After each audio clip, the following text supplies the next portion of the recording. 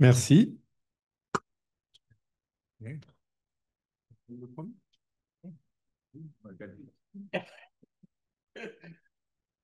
Bien, nous allons commencer cette journée avec une première présentation par Léonard Châtelain sur la conception et validation d'un simulateur imprimé en 3D, gratuit et éco-responsable, des mots qui sont très importants à notre époque, hein, gratuit et éco-responsable pour la chirurgie du rachis lombaire.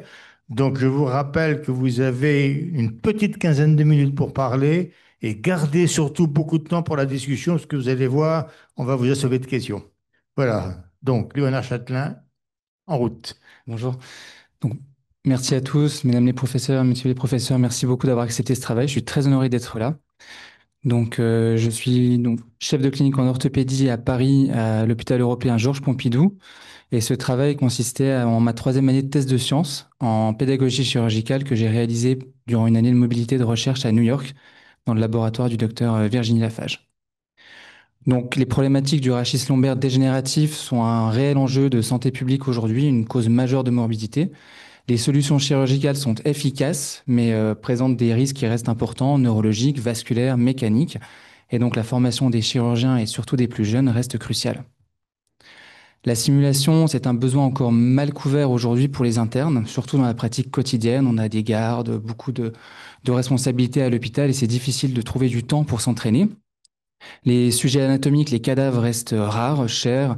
Il y a des problématiques donc de logistique, mais également éthiques.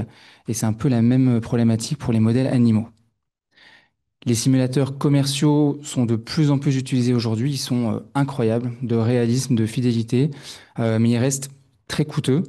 Ils produisent de nombreux déchets plastiques et en fait, en pratique quotidienne, en tout cas en chirurgie du rachis, on n'a quasiment aucun moyen de formation physique simple et accessible tous les jours. Donc l'objectif, c'était de développer un simulateur pour la chirurgie du rachis lombaire qui soit donc modulaire, avec des pièces facilement remplaçables, imprimées en 3D et complètement gratuit, open source, produit facilement et à faible coût. Donc l'étude se faisait en deux temps. Donc, tout d'abord la conception du simulateur, puis ensuite une étude de pédagogie avec des internes, de validité du construit, des internes en orthopédie et donc, comme on était aux États-Unis, à New York, sur deux centres hospitalo-universitaires. Donc le simulateur a été réalisé à partir d'un scanner importé dans un logiciel libre Blender pour une modélisation en 3D. Et en fait, on a découpé les arcs postérieurs des deux vertèbres d'intérêt, de L4 et de L5, pour les rendre amovibles. Et comme c'était les pièces généralement détruites pendant la chirurgie, réduire ainsi les temps d'impression et les coûts de l'impression. Donc voici le simulateur, je l'ai apporté aujourd'hui. Donc c'est vraiment une petite boîte facilement transportable. Et on a un système en fait de clapet où on vient en fait placer donc les pièces des arcs postérieurs qui seront détruites par les internes.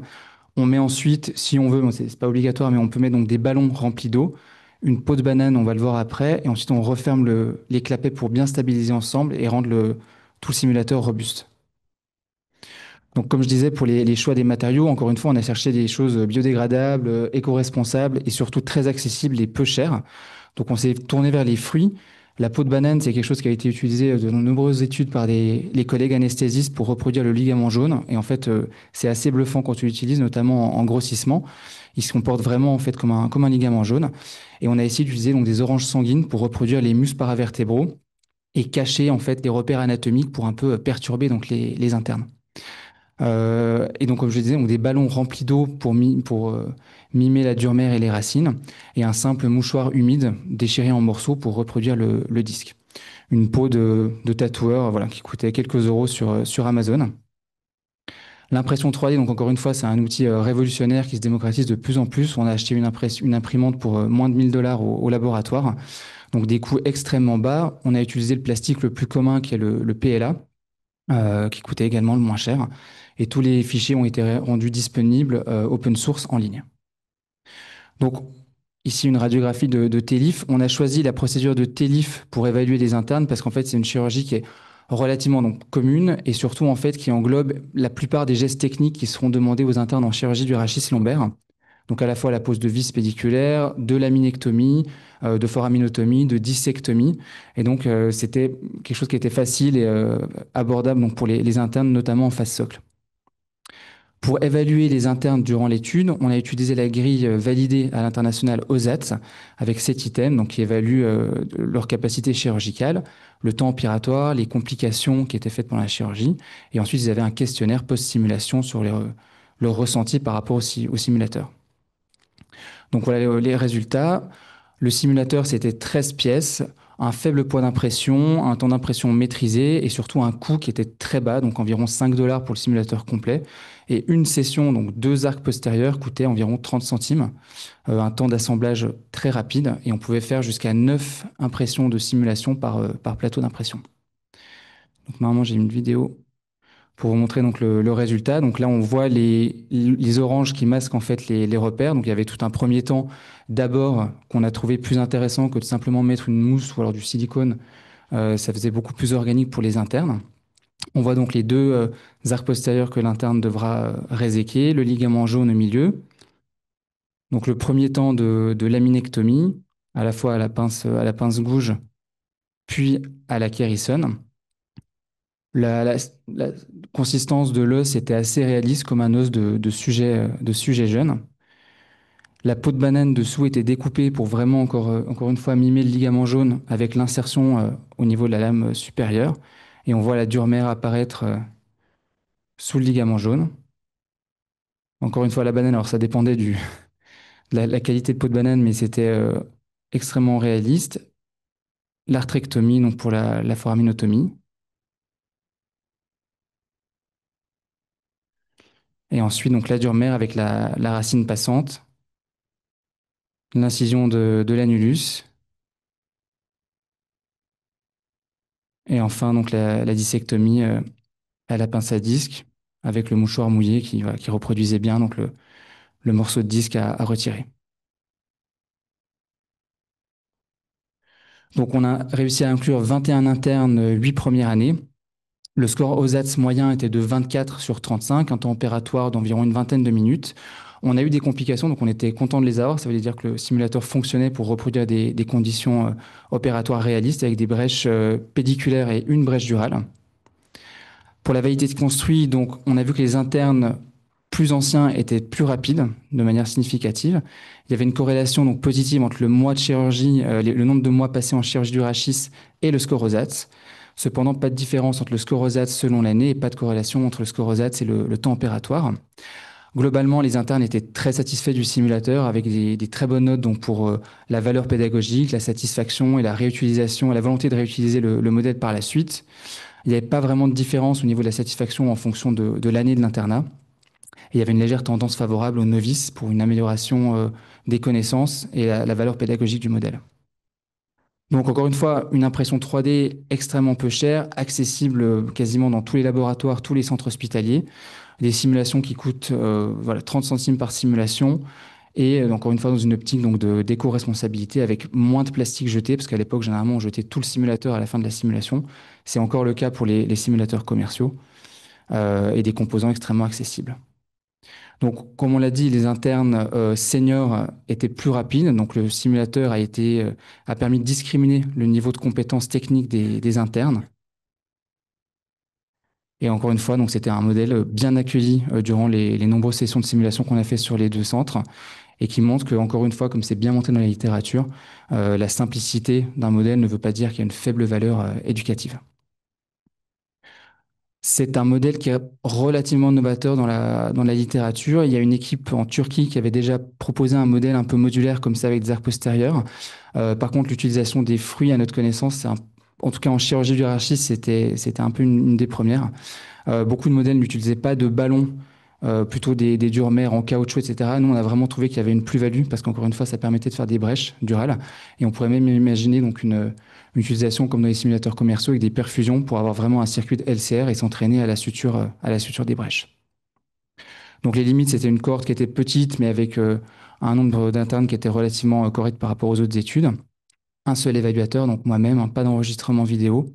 Et on n'a pas pu faire donc de groupe contrôle par rapport à un simulateur commercial, cette fois-ci pour des raisons de coût. Et les fruits, donc encore une fois, peuvent avoir une certaine saisonnalité variable. Donc en conclusion, voilà, donc un simulateur simple et accessible, gratuit en ligne qu'on peut imprimer partout. Merci beaucoup pour votre attention.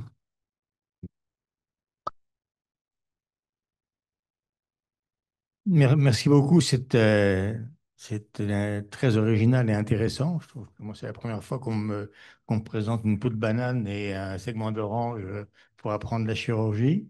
Euh, J'aurais des questions, mais je préférerais que l'audience en pose d'abord. Commentaire, mais il y a des... Avez-vous des questions à poser? Jean-Claude, vous voulez commencer? Oui, d'abord, bon, pour féliciter aussi, parce que ces modèles sont importants.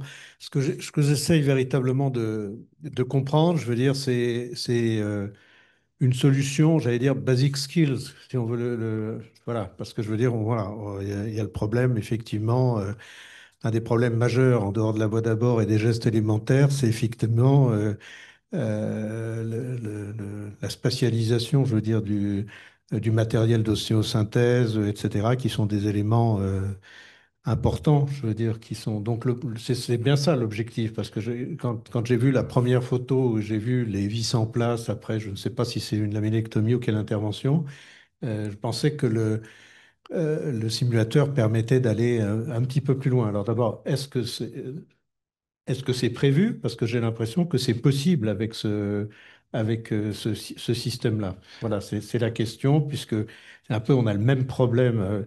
Je veux dire, actuellement, la simulation pour la robotique chirurgicale des tissus mous, je dirais pas qu'elle est compliquée, mais elle est à travers des outils comme le Robotics, etc.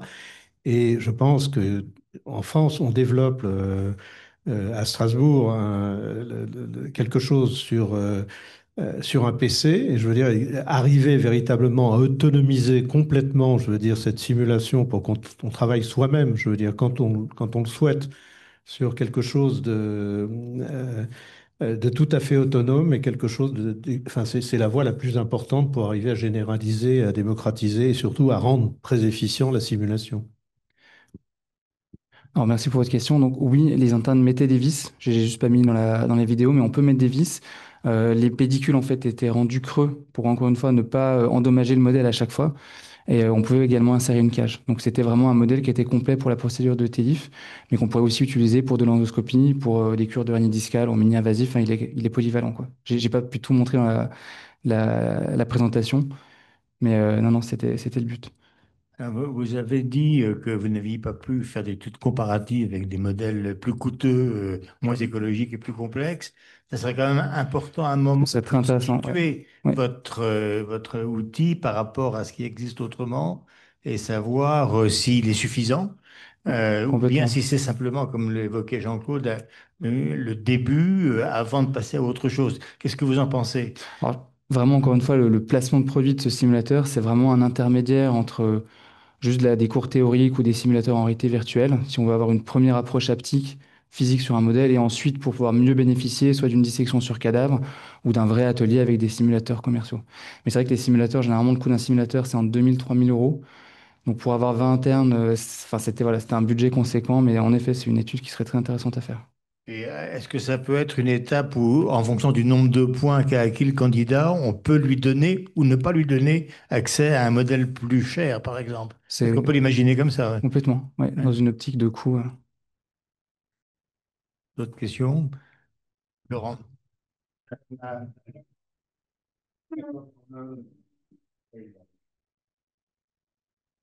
Moi, je trouve ça très élégant comme méthode, hein, vraiment, bravo, félicitations. Enfin, nous, on était plutôt restés sur les cadavres, quoi. Alors, vous dites que les cadavres, c'est très difficile. Enfin, on a quand même la chance d'avoir l'école de chirurgie à Paris. Enfin, c'est pas si loin, c'est central. J'ai Euh, j'ai déjà eu la réflexion en congrès, notamment à Nice, où ils disaient, mais nous, on fait des ateliers quasiment tous les mois. Aux États-Unis, c'est pareil, ils avaient des ateliers toutes les 6 semaines.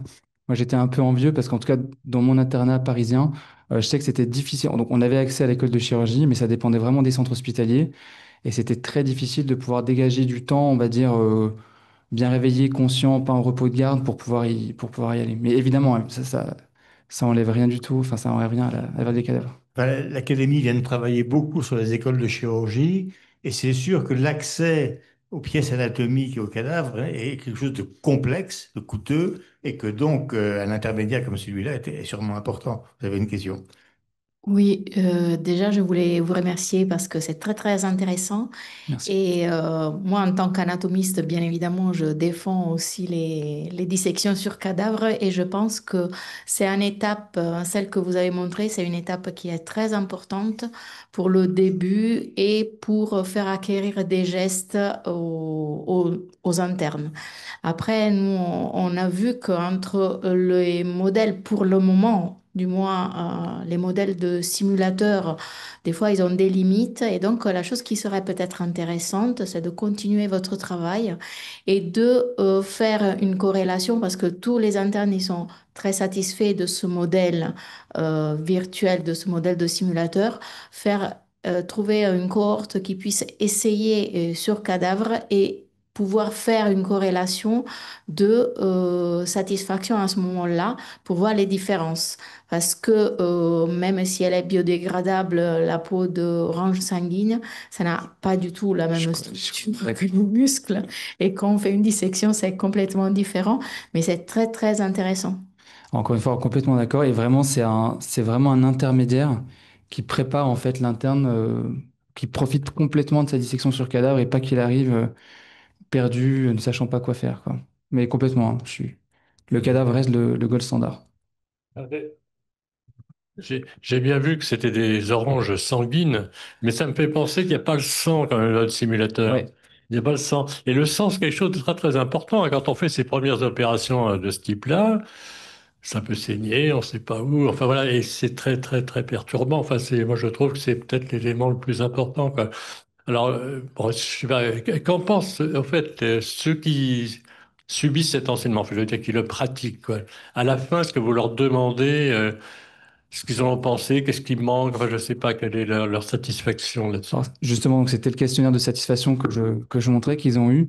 Il y avait aussi des commentaires libres, etc. Donc, en effet, certains disaient, enfin, faisaient certaines critiques ou remarques. Mais le saignement, voilà, c'est quelque chose, encore une fois, qui est beaucoup plus cher à implémenter. Et c'était pas vraiment le but dans ce projet intermédiaire, quoi. Mais oui, je suis complètement d'accord. Juste... Carole Matelin voulait Ah, pardon. intervenir. Je lui passe la parole avant vous, d'accord? Ok, parfait. Carole? Je voulais juste vous dire deux mots.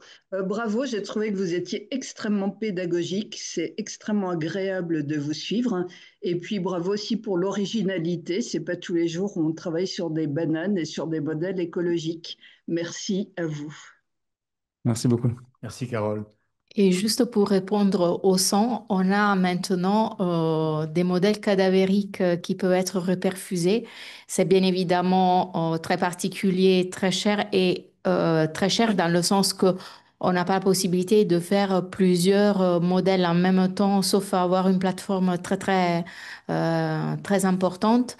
Mais on pourrait dire que dans l'escalation de la formation de l'interne, on pourrait envisager en dernière étape le faire travailler sur des modèles cadavériques qui ont la réperfusion, qui ont le SimLife et qui permettent effectivement une perte sanguine véritable lors de l'intervention.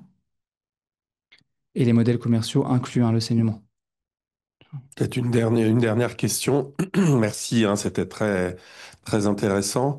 Bon, on a l'impression, même si ça existe depuis un certain temps, qu'on est quand même au balbutiement de ces techniques pédagogiques. Une question un peu difficile. Dans 20 ans, vous pensez que l'apprentissage du métier de chirurgien se fait comment? Avec ces techniques, avec des techniques virtuelles? Est-ce que le cadavre aura encore sa place? Est-ce que ce sera un mix de tout ça? Comment vous imaginez les choses dans 20 ans? Alors moi, je vois vraiment ça comme un spectre technologique. Et encore une fois, c'est surtout pour donner les bons outils au bon moment aux bonnes personnes, pour pas gaspiller des ressources qui sont précieuses. Donc vraiment en commençant d'abord sur ordinateur, sur casque de réalité virtuelle, où on n'a pas le ressenti haptique, puis sur des simulateurs, des OSSEC, des simulateurs imprimés en 3D qui sont pas chers, qu'on peut réutiliser à satiété dans une optique de mastery learning.